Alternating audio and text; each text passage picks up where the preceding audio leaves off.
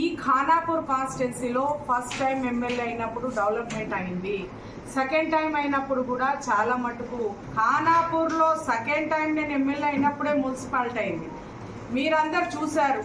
ఈ municipality road వేయడానికి నేను ఎన్నిసార్లు అధికారి దగ్గర పోతే ఆ రోడ్డు స్టార్ట్ చేసేసి మరి గుంతలు చేసేసి దాంట్లో ఎంతో మంది పడి కూడా ఒక ఇద్దరైతే చనిపోవడం కూడా జరిగింది. అదే విషయం నేను కలెక్టర్ దగ్గర మరి మున్సిపల్ చైర్మన్ కి చెప్పడం జరిగింది. నువ్వు రా నాతో, మనము మరి ఐటీ మినిస్టర్ దగ్గరికి వెళ్దాము, ఇంకా రోడ్ ఆగిపోతుందని వాళ్ళని 3-4 సార్లు తీసుకెళ్లాను.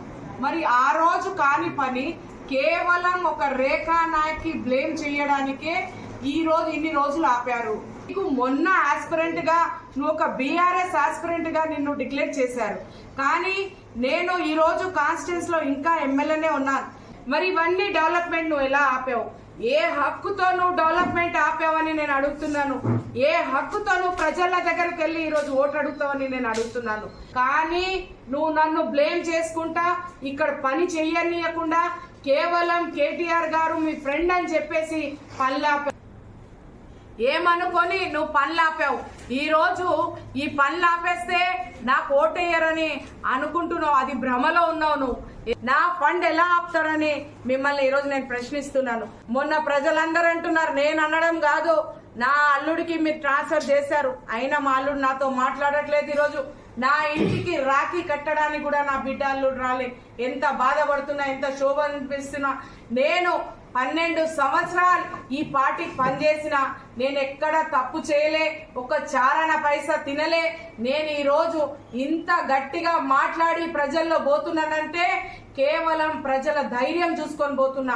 ఇదే చైర్మన్, ఈ చైర్మన్ కి 4 కౌన్సిలర్ ని కంట్రోల్ చేయలేకపోయిండు, కానీ ఆయనని చైర్మన్ చెయ్యడానికి ఆ రోజు రాత్రి నేను కౌన్సిలర్ ని తీసుకొని పోయి నీకు చైర్మన్ చేశారు.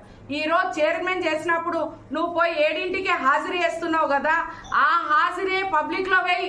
ఆ పబ్లిక్ వేసి ఓట్ నిన్ను గెలిపించారు. నువ్వు గెలిపిస్తే నువ్వు ఏదైనా డెవలప్ చేస్తావు. ఈ రోజు ఎన్ని వసూలైతుందో మీ గల్లీలో వచ్చినప్పుడు, ఎలక్షన్ వచ్చినప్పుడు మీ సంగతి కూడా చెప్తా. ఈ రోజు ఒక వైస్ చైర్మన్, ఈ మున్సిపల్ చైర్మన్ కి మరి మైనార్టీకి 2 ఎకరాలు భూమి ఇప్పించింది ఎవరనేది ప్రజలకి తెలియదా? ఈ రోజు మైనార్టీకి ఒక గుర్తింపు ఉండాలని చెప్పి నేను నీకు వైస్ చైర్మన్ చేశాను. ఆ చైర్మన్ చేసినాక నువ్వు ఈ రోజు ఆ భూమి దగ్గర పోయి మనకి భూమి ఇచ్చింది ఎవరు, పండిస్తుంది ఎవరు, ఆయనకు అసలు ఏ హోదా ఉందని మీరు కలెక్టర్ గాని మినిస్టర్ గాని మీరు అధికారం ఆయనకి ఇస్తున్నారు.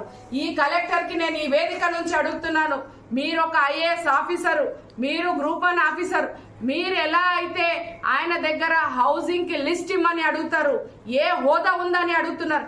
కేవలం ఆయన ఒక ఆస్పిరెంటే మాత్రం ఈ రోజు నా ఏసీడీపీ ఫండ్ నాకు ఇవ్వాల్సిందే, లేకుంటే నేను చౌరస్తా మీద ధర్నా చేస్తా, నిరాహార దీక్ష కూసుంటా.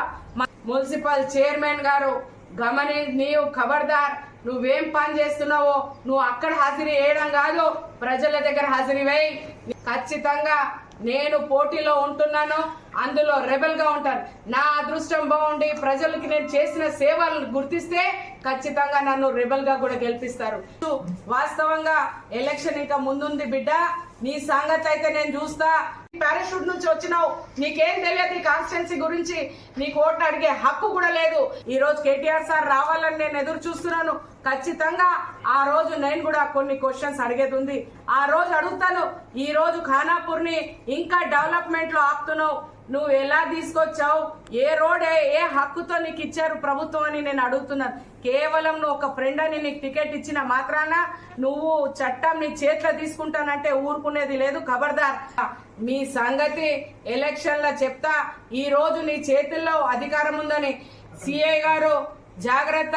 నేను కూడా ఒక లీడర్ గానే ఎదిగాను. మీరు ఏది చేసినా మరి మైక్ పట్టి గల్లీ తిరుగుతా. ఇప్పుడేం చెప్పరు బిడ్డ, మీ అందరికి ఓటు వేసేటప్పుడే ప్రజలు ఎక్కడ తీర్పు ఇవ్వాలో అక్కడ తీర్పిస్తారు. నువ్వు ఖబర్దార్, జాగ్రత్తగా ఉండు. నువ్వు క్యాండిడేట్ అయితే క్యాండిడేట్ లెక్కనే ఉండు. ఆమె ఏం చేయలే నేను చేశానంటే నిన్ను నడి రోడ్డు మీద నిన్ను కొట్టడం కూడా వెనక అడుగు పెట్టను.